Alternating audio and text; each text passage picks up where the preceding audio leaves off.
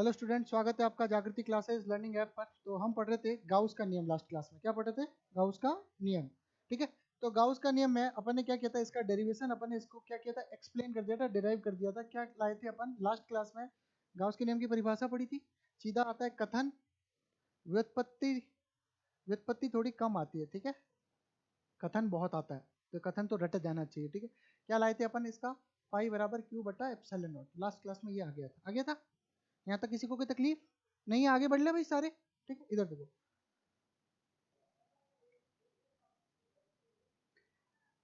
इसके कुछ एग्जाम्पल करते हैं। देखो ये फाइनल यहाँ तक आया, ठीक है। एकांक सदिश का मान 1 है। ये सब देखो अपन ने किया वही है। और ये अपन ने यहाँ आंसर लाया, ये आया कि नहीं आया ये? अरे आया कि नहीं आया ये? अरे आया। अरे घूम जा, हाँ। ठीक है, क्लियर। आ गया भाई, क्यू बटा एप्सिलॉन नॉट आ गया। इससे व्यापक परिणाम है जिसे गाउस का नियम कहते हैं। क्या है लिखो, इसके नीचे लिख देना। प्राप्त समीकरण को गाउस का नियम कहते हैं।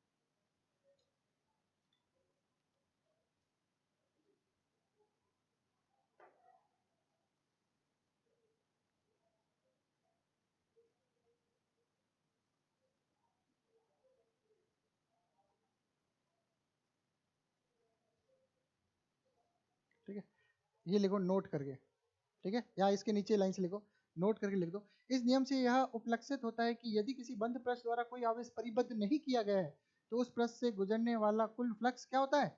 शून्य होता है। ये लिखो, ये लाइन लिखो, काम की लाइन है भाई। होता है यहाँ तक लिखो, नोट करके लिखना है इसको। ठीक है,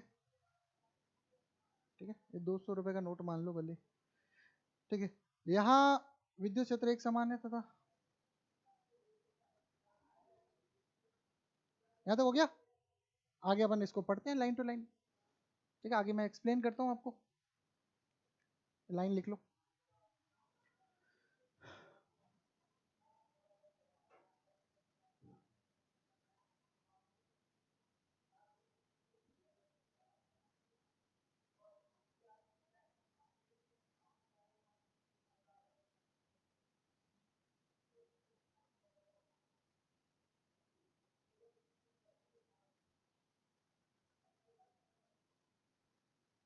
हो गया?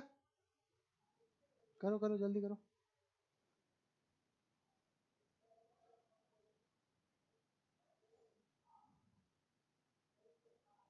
हो गया? अब करते क्वेश्चन। मैं आज क्वेश्चन कराऊंगा इस पे, आगे डेरिवेशन नहीं कराऊंगा। ठीक है, क्वेश्चन नंबर 1। अपन ने क्या बोला? पृष्ठ के अंदर होना चाहिए आवेश। ठीक है, मैं अभी मान के रैंडमली 5-7 क्वेश्चन कराऊंगा, जल्दी जल्दी करते जाना। ठीक है, क्या है मैंने कहा, गोला है। ये यहाँ पे एक आवेश क्यों है, इससे r दूरी पर किसी बिंदु पर क्या है, ऐसे गाउसी पृष्ठ बना दिया। गाउसी पृष्ठ क्या होता है? एक काल्पनिक काल्पनिक और सममित पृष्ठ होता है। कैसा होता है याद रखना? काल्पनिक और सममित पृष्ठ। काल्पनिक मतलब एक तो दिखेगा नहीं, कल्पना होती है, और एक सममित होता है, सिमेट्रिक होता है। क्लियर? तो इस आर देखो, इस क्यू के कारण इस आर त्रिज्या की गाउसी पृष्ठ से निर्गत फ्लक्स कितना होगा? ठीक है, और सुनना, और एक सवाल,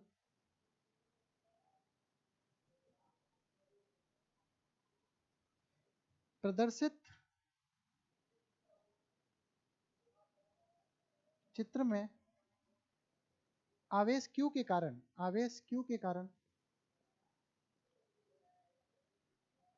सतह 1 व सतह 2 से निर्गत फ्लक्स कितना होगा? ठीक है भाई, अरे कितना होगा? ठीक है, तो इधर देखना ध्यान से। पाई बराबर अंदर आवेश कितना है पहली सतह के लिए? पाई 1 एप्सिलॉन नॉट। दूसरी सतह के लिए क्यू बटा एप्सिलॉन नॉट। तो अपन कह सकता हूँ पाई 1 बराबर कितना है? पाई 2। अरे क्लियर है भाई? अरे समझ में आया? त्रिज्या का कोई मतलब नहीं है। मैं कह रहा हूँ अगर ये आवेश है और इस गोले से 1000 विद्युत फ्लक्स निकल रहा है, तो गोला अगर बड़ा होगा तो भी उससे कितना फ्लक्स निकलेगा? 1000। समझ में आया? ये सवाल very very important, board exam में आया हुआ, नीट में आया हुआ, जेई में आया हुआ। ठीक है, क्लियर? सवाल छापो।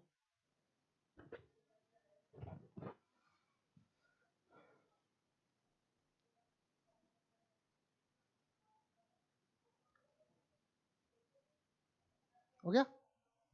जल्दी छापो, मतलब फास्ट।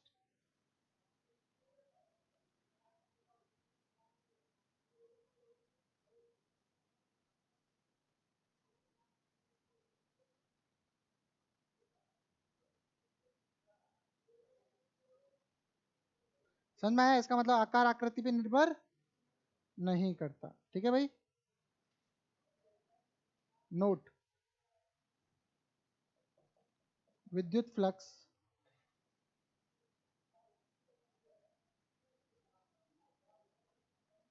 गाउसीय पृष्ठ के आकार आकृति पर निर्भर नहीं करता। ठीक है भाई,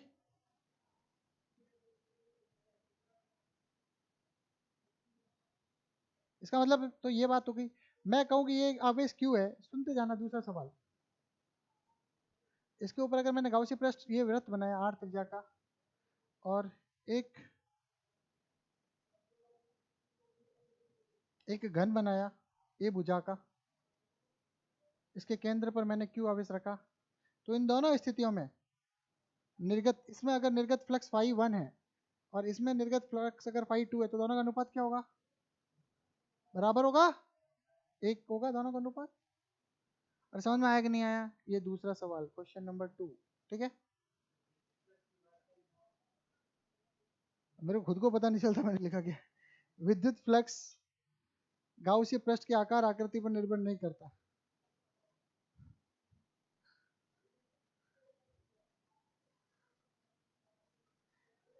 ठीक है भाई,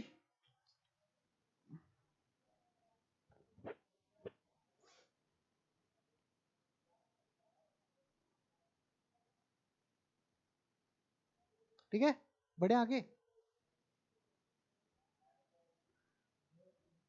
कर तो भाई, सब करना है, जल्दी कर। हो गया? यहाँ तक आया समझ में? तीसरा अपन लेते हैं इसी से, साथ के साथ दिमाग चलाते रहना, इसी से सवाल। ये चित्र वापस बना लेना भले, क्वेश्चन नंबर 3 इसी ऐसे चित्र ले लेना। ठीक है, इस व्यवस्था में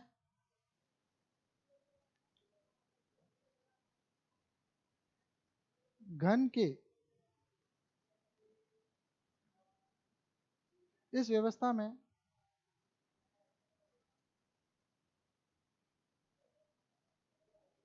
यदि आवेश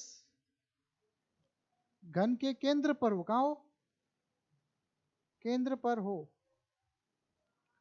तो तो उसके किसी फलक से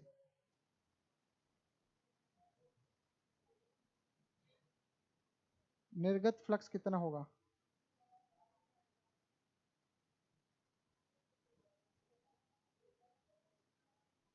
तीसरा, क्वेश्चन नंबर 3। इस व्यवस्था में लिखा हुआ है, इस व्यवस्था में यदि आवेश घन के केंद्र पर हो, तो उसके किसी फलक से, मतलब फलक समझते हो ना? फलक क्या होता है? सतह, कमरा मान लिया करो। जब भी घन आए ना, चाहे केमिस्ट्री में घन आए या फिजिक्स में घन आए, घन आए मतलब जिस कमरे में आप बैठे हो उसको घन मान लिया करो, बस सब सही हो जाएगा। ठीक है, अब मैं कह रहा हूँ कि ये कमरा है, कांच का कमरा है। ठीक है, इस कमरे में यहाँ रख दिया मैंने क्या? बल्ब। क्या रखा? बल्ब। और कांच का कमरा है, बल्ब जला दिया, तो क्या होगा? इससे भी प्रकाश निकलेगा, नीचे से सारी भुजाओं से, सारे सतहों से प्रकाश निकलेगा। कितनी कितनी सतह है? 6। तो मैं कह रहा हूं कि अगर सब पूरे से 60 निकलता है, तो एक सतह से कितना निकलेगा? 10। बट्टा करोगे? अरे बट्टा ही तो करोगे, तो फाई कितना होगा? क्योंकि पूरी सतह के लिए फाई है क्यू बट्टा एप्सिलॉन नॉट, है ना? तो फाई डैश एक सतह से, है ना? फाई सतह, सतह क्या हो जाएगा? क्यू बट्टा एप्सिलॉन नॉट का बट्टा 6, बट्टा 6 हो जाएगा ना? अरे क्लियर है कि नहीं है? आया समझ में? बट्टा 6 हो जाएगा। अभी उदाहरण बता करो, ये सवाल सब आए हुए हैं, ध्यान रखना। बट्टा 6 हो जाएगा भाई।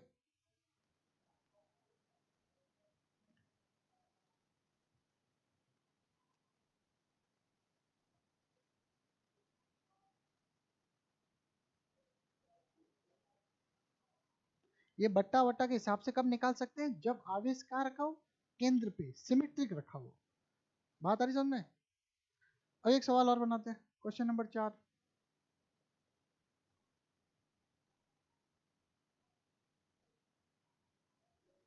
ठीक है, चित्र वित्र पे मत जाना, फटाफट बना रहा हूँ, समझ में जरूर आ जाएगा, ये पक्की बात है। ठीक है, चित्र पे जाना मत। अब देखो ध्यान से,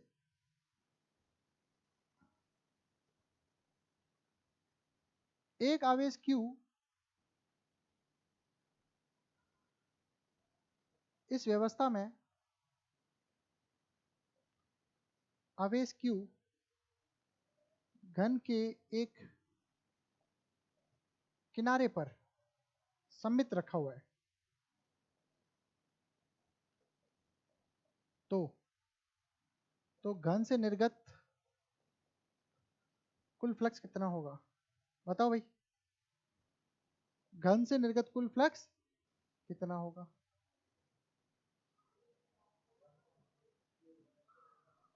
कितना होगा? Q by epsilon not. कितना होगा बताओ? Q by 8 epsilon not. क्यों होगा? देखो अभी कमरा है, मानो कमरे के उस कॉर्नर पे सिर्फ एक फुटबॉल रखा हुआ है, मान लो फुटबॉल एक आवेश है, फुटबॉल रखा हुआ है, तो उस फुटबॉल का कितना हिस्सा अंदर होगा कमरे में? 8वां भाग। कितना होगा? 8वां भाग। कैसे होगा 8वां भाग? मेरे को कोई चीज़ मिले तो मैं बता दूँ, अभी बता दूँ मेरे को। हाँ, इससे बता दो चलो। ठीक है, ये मान लो ये एक क्या है तो रिमोट। मान लो एक घन है, और इस घन के इस कॉर्नर पर एक आवेश रखा हुआ है, बड़ा सा आवेश मान लो। अब मेरे को इस पूरे आवेश को ढकना है ऐसे ऐसे घनों से, तो मैं क्या करूँगा, एक नीचे रखूंगा, ठीक है, और 2 इधर भी रखूंगा, 4। फिर भी देखो आधा ढकेगा, ऊपर वाला आधा दिखेगा। अरे इस कॉर्नर पे है ना, तो ऊपर वाला आधा दिखेगा, फिर मतलब टोटल कितने से ढकना पड़ेगा? 8। तो 8 घनों में क्या होगा, उसका छोटा छोटा हिस्सा होगा बराबर। तो कितना हिस्सा होगा इस घन में? 1/8। कितना होगा? 1/8। बहुत बढ़िया। तो मैं इसका क्या कर दूं, आवेश कितना होगा? Q/8/एप्सिलॉन नॉट। ठीक है भाई, तो आवेश कितना हो जाए, आंसर कितना हो जाए? Q/8 epsilon not. समझ में आ रही कि नहीं आ रही बात? अरे आई कि नहीं आई? ये 5 ठीक है, Q/8/एप्सिलॉन नॉट बराबर Q/8 एप्सिलॉन नॉट। ठीक है भाई, आया समझ में? 5वां सवाल,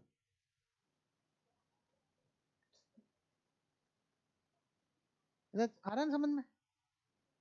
आ रहा है कि नहीं आ रहा? घुस रहा है ना पक्का? चलो,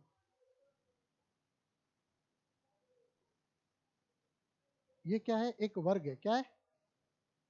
एक वर्ग है। और गाउस का पृष्ठ हमेशा बंद सतह के लिए लगता है। गाउस का नियम हमेशा बंद सतह के लिए लगता है, ये पहला नियम है गाउस के नियम का, ध्यान रखना। ठीक है, गड़बड़ मत करना। अब इस बंद सतह के इस ये क्या, एक सतह है, ठीक, सब एक सतह है। इस सतह, ये सतह है, और इसकी भुजा कितनी है? मान लो 10 सेंटीमीटर। कितनी है? 10 सेंटीमीटर का वर्ग है। ठीक है, इससे 5 सेंटीमीटर ऊंचाई पर यहाँ पे एक आवेश क्यू रखा हुआ है। ठीक है, क्लियर? ये सवाल पड़ा है, अभी इसको करना मत, करोगे तो अभी होएगा नहीं आपसे। अभी करो पहले क्वेश्चन नंबर 6। 6 में मैंने क्या बताया, ये गाउस पृष्ठ है R त्रिज्या का, ठीक है, और आवेश क्यू यहाँ रखा हुआ है। ठीक है, क्लियर? बात आ रही समझ में? तो अब इस आवेश क्यू के कारण इससे निर्गत फ्लक्स कितना होगा? कितना होगा? 0। अरे 0 होगा ना, अंदर है नहीं। अरे बात आ रही कि नहीं आ रही समझ में? क्लियर? छठा क्वेश्चन हो गया। अब मैं एक छोटा सवाल इधर कर लूँ, ये भी दिख जाएगा। 7वां, अगर मैं गोला यहाँ बनाऊँ, गाउसी पृष्ठ है, R त्रिज्या का है ना, मैं कहूँ यहाँ पे Q1 आवेश है, सुनना, यहाँ पे -Q2 आवेश है, और इधर +Q3 आवेश है। ठीक है, और यहाँ पे Q4 आवेश है, सुनते जाना, Q1, Q माइनस का Q2, Q3 और Q4। ठीक है, इस स्थिति में इस गोले से निर्गत फ्लक्स कितना होगा?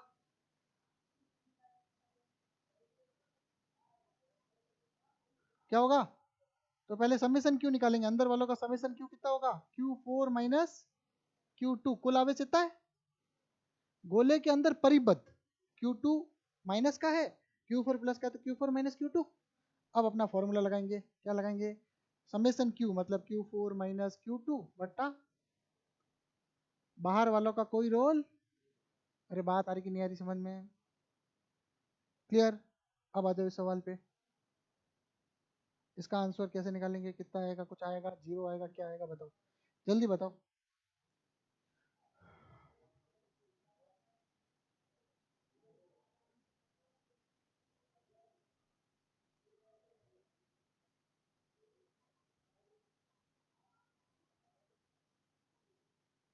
कितना आएगा आंसर भी बताओ, तुम लोग बताओ।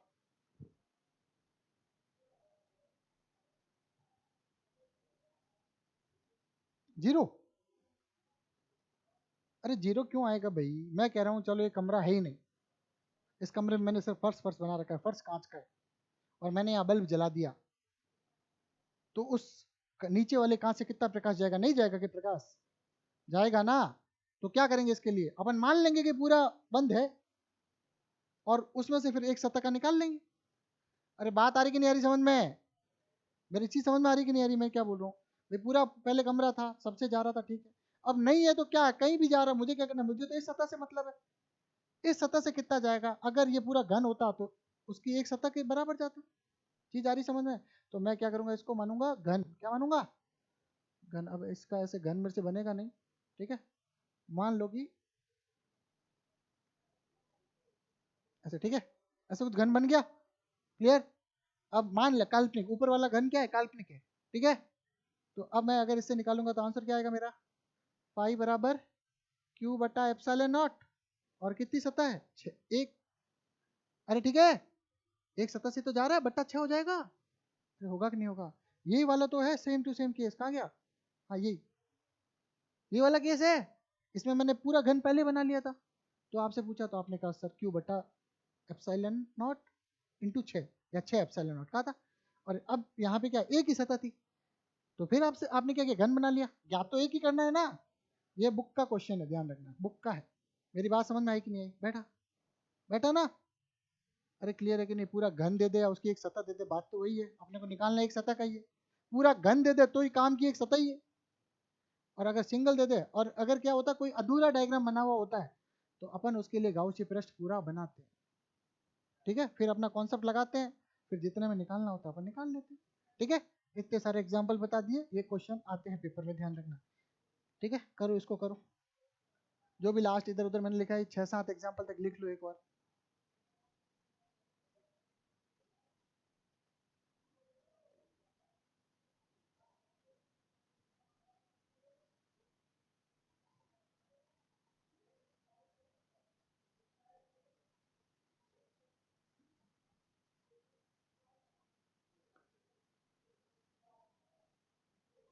हो गया?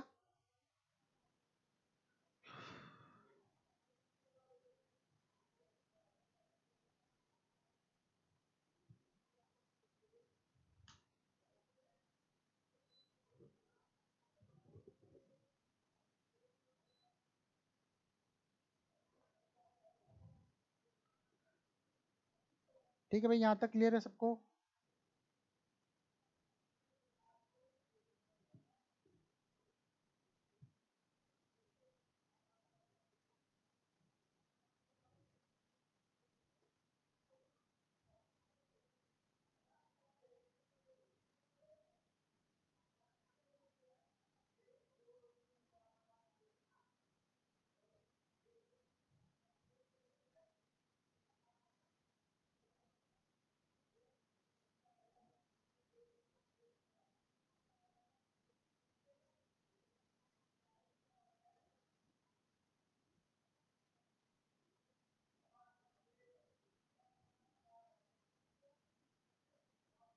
हो गया? चले, अब मैं इसको हटाता हूँ, ठीक है। अब देखो क्या है, और चीज़ बताता हूँ, और चीज़ बताऊँ कि एक बार कंपटीशन में एक सवाल आया, सुनते जाना। ये क्या है? घन। ऐसे सबको घन बनाना आता है। वो आवेश जो है, ठीक है, मैंने अगर यहाँ कॉर्नर पे रखा है तो वो आवेश, मैं सुनना ध्यान से, मैं आवेश को यहाँ रख सकता हूँ। ये दूसरा सवाल बता देता, ये आवेश मैंने अभी यहाँ रखा था, मैं इस सतह के बीचों बीच रख सकता हूँ, तो कितना आवेश इसके अंदर आएगा? आधा। अरे आधा आएगा कि नहीं आएगा? इसको ढकने के लिए, आप तो ये सोचो इसको ढकने के लिए कितना चाहिए, तो ऐसा ऐसा एक बक्सा और चाहिए, ढक जाएगा, तो आधा उसमें आधा इसमें। तो इस केस में कितना आवेश इसके अंदर होगा? Q/8। इस केस में कितना होगा? Q/2। अगर इस भुजा पे रखा हुआ है तो कितने चाहिए? 4, पास में ऊपर नीचे, है ना, एक बक्सा पास में और 2 ऊपर, 4, तो इसका हिस्सा कितना होगा इस क्यूब में? Q/4। अरे समझ में आ रही कि नहीं आ रही बात? ठीक है, तो आप आंसर निकाल सकते हो। ये बुक का एग्जाम्पल है, वो इसी से समझ में आएगा, ध्यान रखना, बुक का क्वेश्चन है पीछे, ठीक है। अब चलता हूँ नेक्स्ट क्वेश्चन पे। इसको मैं क्वेश्चन नंबर 7 दिया था, इसको दे दूँ 8, ये क्वेश्चन ले लूँ 9। अब एक सुनना, बढ़िया सवाल है, छोटा सा डायग्राम ऐसे डब्बा बना लिया मैंने, ठीक है। अब इसमें क्या है, आवेश है ना सम्मित नहीं है, ठीक है। ए भुजा के घन में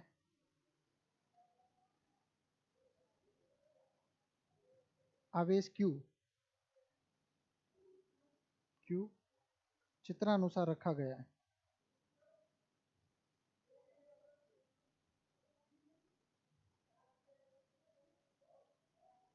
इसकी सतहों में से किसी एक से निर्गत फ्लक्स बताओ।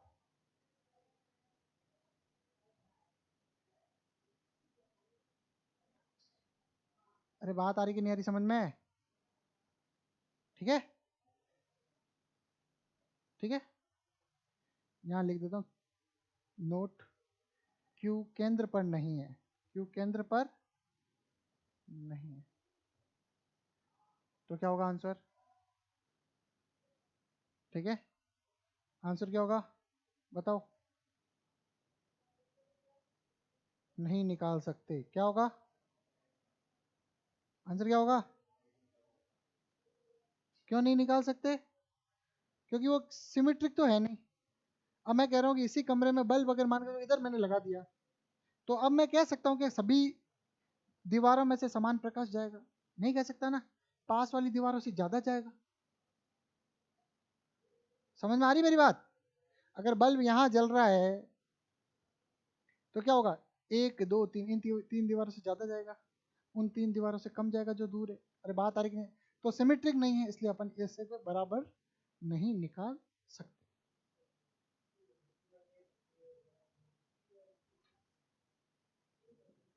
Q/2 समझ में नहीं आया? Q/2 समझ में नहीं आया तो कैसे समझेंगे? को मार्कर से समझाएंगे और किसे समझाएंगे? समझाते हैं, देखो Q/2 समझ में नहीं आया। अरे मैं कह रहा हूँ इसकी एक सतह पर आवेश यहाँ रखा हुआ है, तो क्या होगा, आधा अंदर होगा आधा बाहर होगा ना, तो अंदर कितना हुआ, तो आधे को क्या लिखते हैं?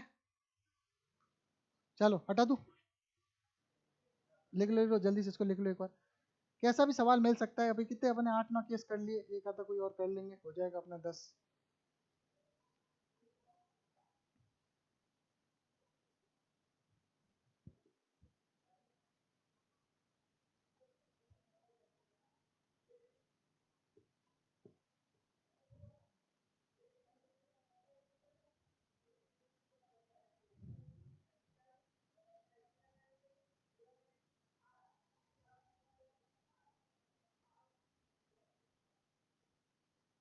इसमें भी एक खासियत बताता हूँ, देखो मजा आएगा आपको सुन के, इधर देखो।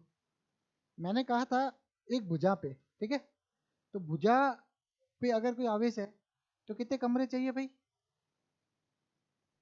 4। अभी देखा था ना भुजा वाले पे, भुजा वाले पे कितने चाहिए? 4 बॉक्स चाहिए तब कवर होगा। तो ये तो पता चल गया कि यहाँ जो आवेश होगा ऐसे होगा, ठीक है, Q/4 होगा, ठीक है, कितना होगा? Q/4 होगा। लेकिन आप ये देखिए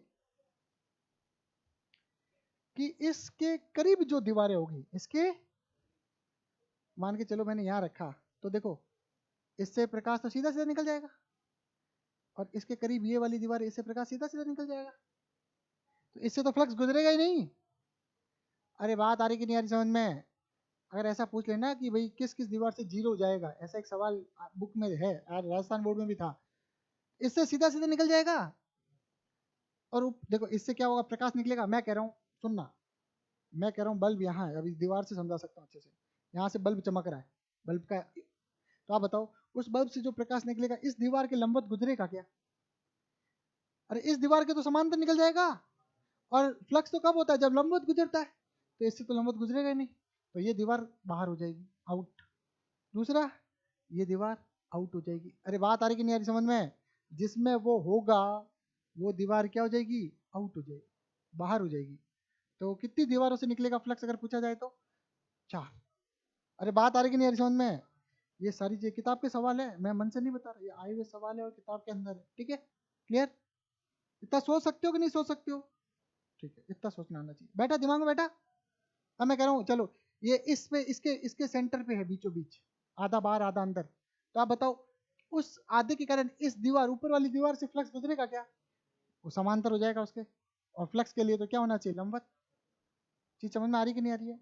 चलो छाप लो जल्दी से, फिर आगे बढ़ते हैं, जल्दी छापो।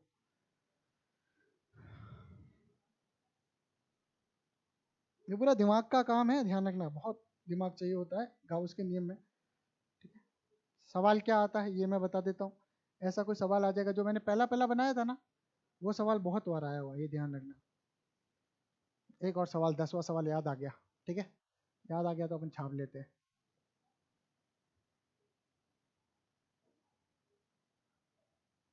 ठीक है,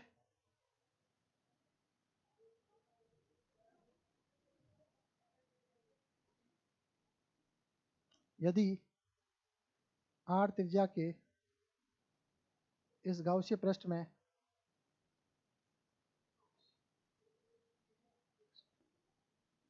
विद्युत द्विध्रुव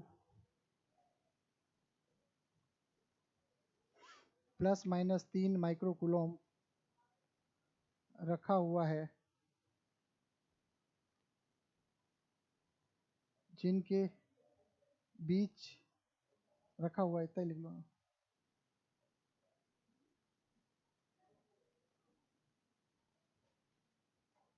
कुल निर्गत फ्लक्स कितना होगा?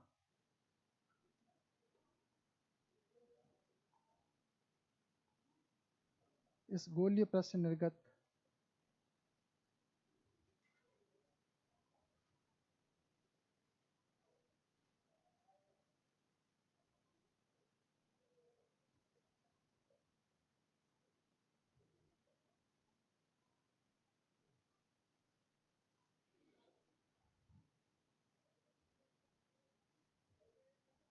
बताओ,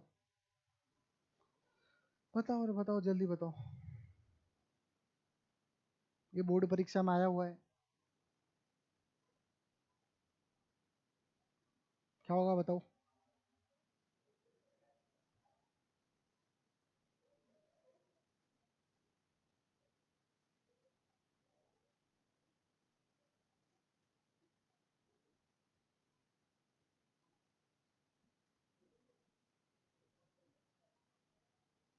जीरो। मैंने जब पढ़ाया था थ्योरी तब मैंने आपको बताया था, मैंने कहा था कि गाउसीय पृष्ठ में विद्युत द्विध्रुव जब भी रखेंगे तो उसका नेट आवेश शून्य होता है। एक लाइन अपन ने टैग करवाई थी, मैंने आपको करवाई थी कि विद्युत द्विध्रुव का नेट आवेश हमेशा क्या होता है, जीरो। तो इसका नेट आवेश कितना हो जाएगा, समेसन क्यू बराबर कितना होगा, जीरो। इसलिए फाई कितना होगा, समेसन क्यू बटा एप्सिलॉन नॉट। और अगर ये जीरो है तो क्या आएगा, जीरो। ये बोर्ड परीक्षा में आया हुआ है, ठीक है? क्लियर? और सवाल भी 2 नंबर का था, हल्का नहीं था, थोड़ा सा दिमाग, थोड़ा सा कॉन्सेप्ट, बस 10 सवाल करा दिए भाई मैंने, ठीक है? और मेरे को इसके नोट्स बढ़िया चाहिए, जो अभी भले रफ में लिख रहे हो, नोट्स में सबके चेक करूँगा, ध्यान रखना, ठीक है? तो ये अभी आप बैठे हो, नोट्स ढंग से बनाना भाई, तरीके से, अभी भले रफ में लिखो। हटा दूँ, हटा दूँ, जल्दी कर भाई। यदि आर त्रिज्या के इस गाउसीय पृष्ठ में विद्युत द्विध्रुव +- 3 माइक्रोकूलम रखा हुआ है, तो इस गोलीय पृष्ठ से निर्गत कुल फ्लक्स क्या होगा? एक चीज और बता देता हूँ साथ में, इधर देखो, कॉन्सेप्ट नोट करा के लिख दो, है ना? क्या लिखो, फाई नेट बराबर क्या होता है, फाई आउट माइनस फाई इन, ये याद रखो। फाई नेट बराबर फाई आउट माइनस फाई इन। अपन हमेशा जब भी बात करते हैं निर्गत फ्लक्स की बात करते हैं, किसकी, निर्गत फ्लक्स की। तो अपने को निर्गत फ्लक्स हमेशा ज्यादा चाहिए होता है, और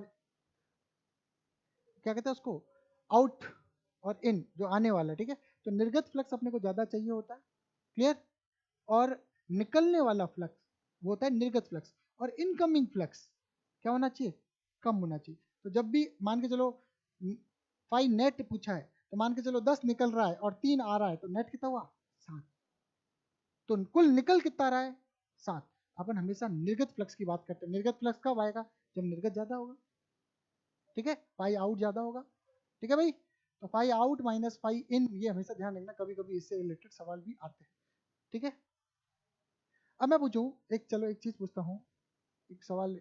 आईआईटी बड़ा इस ऐसे क्वेश्चन में है ना, क्या थियोरेटिकल सवाल देके मजे लेता है। इस क्यू के कारण इस गोले से संबंधित फ्लक्स होगा, इस क्यू से निकलने, इस क्यू के कारण इस गोले से संबंधित फ्लक्स होगा। हाँ फ्लक्स तो होगा, फ्लक्स तो होगा, लेकिन नेट फ्लक्स नहीं होगा। फ्लक्स तो होगा, ये यहाँ से गुजरेगा ना, अरे गुजरेगा। तो अगर एक लाइन घुसेगी तो एक लाइन निकलेगी भी, एक लाइन घुसेगी तो एक लाइन निकलेगी भी। अरे बात आ रही समझ में, फ्लक्स संबंधित तो होगा, लेकिन नेट फ्लक्स कितना होगा इसके कारण, 0। ये ध्यान रखना, ये आईआईटी में ऐसे एक सवाल पूछा हो एक बार थ्योरी में, ठीक है, क्लियर। हटा दूं, हटा रहा हूँ। चलो आगे बढ़ते हैं। अब गाउस के ये पॉइंट पॉइंट है, पढ़ लेते हैं क्या है, देखो।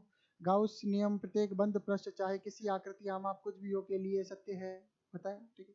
गाउस नियम के दक्षिण पक्ष के पद Q में पृष्ठ द्वारा परिबद्ध सभी आवेशों का योग सम्मिलित है। यह आवेश पृष्ठ के भीतर कहीं भी अवस्थित, अभी देखा ना अपने, कहीं भी है, कहीं भी अपन निकाल तो देंगे Q बटा एप्सिलॉन नॉट, लेकिन वो सिमेट्रिक होना चाहिए, तो अपन दीवारों वगैरह से निकाल सकते हैं, नहीं तो नहीं निकाल सकते, ठीक है। उन परिस्थितियों जैसे पृष्ठ का चयन किया जाता है, कुछ आवेश पृष्ठ के भीतर तथा कुछ पृष्ठ के बाहर होते हैं। विद्युत क्षेत्र जिसका फ्लक्स समीकरण के वाम पक्ष में दृष्टिगोचर होता है, एस के सभी भीतर तथा बाह्य स्थित सभी आवेशों का कारण है। क्या लिखा हुआ है, विद्युत क्षेत्र एस के भीतर तथा बाह्य स्थित सभी आवेशों के कारण है। मैंने अभी रेखा बनाई थी ना, मैंने कहा बाहर के कारण विद्युत क्षेत्र विद्युत फ्लक्स तो संबंधित होता है, लेकिन नेट निर्गत फ्लक्स क्या होता है, 0 होता है। अरे बात आ रही समझ, अभी लाइन यही बोली थी मैंने, देखो यार ये देखो क्या लिखा हुआ है। उन परिस्थितियों में जिनमें पृष्ठ का चयन किया जाता है कि कुछ आवेश पृष्ठ के भीतर तथा कुछ पृष्ठ के बाहर होते हैं, विद्युत क्षेत्र जिसका फ्लक्स समीकरण के वाम पक्ष में दृष्टिगोचर होता है, एस के भीतर तथा बाहर सभी आवेशों के कारण होता है। विद्युत क्षेत्र अंदर वाले कारण भी होगा और बाहर वाले कारण भी होगा। अरे बात आ रही कि नहीं समझ में। तथापि गाउस नियम के समीकरण के दक्षिण पक्ष में क्यू केवल एस के भीतर के कुल आवेशों को निरूपित करता है। अरे बात आ रही समझ में, विद्युत क्षेत्र बाहर वालों के कारण भी होगा, विद्युत फ्लक्स बाहर वालों के कारण भी होगा, संबंधित होगा, लेकिन जितना आएगा उतना निकल जाएगा, तो कुल में उसका कोई योगदान नहीं होगा। तो फाई आउट जितना निकलेगा उतना घुसेगा, तो क्या होगा, 0 ही होगा ना, उसका फ्लक्स में रोल नहीं होगा, नेट फ्लक्स में, नेट निर्गत फ्लक्स में रोल नहीं होगा, ठीक है। गाउस के नियम के लिए चयन किए जाने वाले पृष्ठ को गाउसीय पृष्ठ कहते हैं। आप किसी भी गाउसीय पृष्ठ का चयन करके गाउस के नियम लगा सकते हैं, तथापि सावधान रहने रहिए, गाउसीय पृष्ठ को किसी भी विविक्त आवेश से नहीं गुजरना चाहिए। इसका कारण है कि विविक्त आवेशों के कारण, निकाय के कारण विद्युत क्षेत्र जो किसी भी आवेश की अवस्थिति पर भली भांति परिभाषित नहीं किया गया, जैसे ही आप किसी आवेश के निकट जाते हैं विद्युत क्षेत्र सभी मर्यादाओं से बाहर विकसित होता जाता है, परंतु गाउसीय पृष्ठ क्या होता है, सतत आवेश वितरण से गुजरता है, ठीक है। तो इसने बोला कि इसके लिए सतत आवेश वितरण होना चाहिए। विविक्त का मतलब होता है डिस्क्रीट, मतलब अलग अलग। जहाँ सतत नहीं है वहां पे ये गाउस का नियम लागू न करें, काम नहीं करेगा। बात आ रही समझ में। जहाँ सतत आवेश वितरण है, 3 तरह के बताए थे, वही आप गाउस का नियम लगाएं। अरे बात आ रही समझ में, इसका मतलब है, देखो समझ में आ रहा है ना, सतत, सतत मतलब होता है कंटिन्यूस, विविक्त मतलब होता है डिस्क्रीट, अलग अलग, ठीक है। तो जब आवेश अलग अलग तरीके से वितरित है, तो वहां पे आप गाउस का नियम न लगाएं। जब निकाय में कुछ असमिति होती है, तो विद्युत सतह के परिकलन को अधिक आसान बनाने के लिए गाउस का नियम प्राय उपयोगी होता है। क्या होती है, सिमिट्री, मैंने कहा था सिमिट्री होगी, क्या होगी, सिमेट्री होगी तो गाउस का नियम काम करेगा। बताया था मैंने, ये बताया था कि नहीं बताया था। विद्युत क्षेत्र के परिकलन को अधिक आसान बनाने के लिए गाउस का नियम प्राय उपयोगी होता है। उचित गाउसी पृष्ठ का चयन इसे सुविधाजनक बना देता है। अंत में गाउस नियम कूलॉम नियम में अंतर्निहित दूरी पर व्युत्क्रम वर्ग पर निर्भर करता है। गाउस का नियम किस पर निर्भर करता है, व्युत्क्रम वर्ग पे नियम पे निर्भर करता है, आधारित है। गाउस का नियम कोई उल्लंघन, गाउस नियम का कोई उल्लंघन व्युत्क्रम वर्ग नियम से विचलन को संकेत करेगा। गाउस नियम का कोई उल्लंघन व्युत्क्रम वर्ग नियम से विचलन को प्रदर्शित करेगा। मतलब व्युत्क्रम वर्ग नियम क्या होता है, ये होता है जब भी कोई चीज आर स्क्वायर के व्युत्क्रमानुपाती होती है वो व्युत्क्रम वर्ग नियम का पालन करती है। ठीक है, जैसे कौन सा, यहाँ पे ये कूलॉम बल हो गया, गुरुत्वीय बल भी व्युत्क्रम वर्ग नियम का पालन करते हैं। विद्युत क्षेत्र भी व्युत्क्रम वर्ग नियम का पालन करता है। अरे बात आ रही कि नहीं समझ में। तो आर स्क्वायर के जो व्युत्क्रमानुपाती होगा, इसमें से आपको कोई पॉइंट काम का लगे, मैंने समझा दिए, लगे तो आप कर लेना। ठीक है, ये डेरिवेशन है, ये एक सवाल है, ये अच्छा सवाल है, करके आना। ठीक है, लैंग्वेज आराम से करना है इसको। ठीक है, फिर अपन जब भी क्वेश्चन सारे डिस्कस करेंगे एक साथ एग्जाम्पल, तब इसको एक बार देख लेंगे। ठीक है, करोगे हो जाएगा। ठीक है, ये भी आसान ही है, कर लेना। लास्ट में एक साथ करेंगे अपन। अब गाउस के नियम के अनुप्रयोग अगली क्लास में अपन डिस्कस करेंगे, गाउस के नियम के अनुप्रयोग। बात है समझ में। इसमें अपन पढ़ेंगे अनंत सीधी, देखो तार के कारण दिख रहा है। ठीक है, और बस, हाँ बस हो गया। एक समान आवेशित अनंत समतल चादर के कारण, बताया था चादर सीट। ठीक है, और तीसरा एक समान आवेशित पतले गोलीय खोल के कारण। ठीक है भाई, ये ध्यान रखना। ठीक है भाई, क्लियर। तो आज की क्लास यहीं समाप्त करेंगे। वैसे लाइट भी चली गई, अभी सिस्टम भी बंद हो सकता है।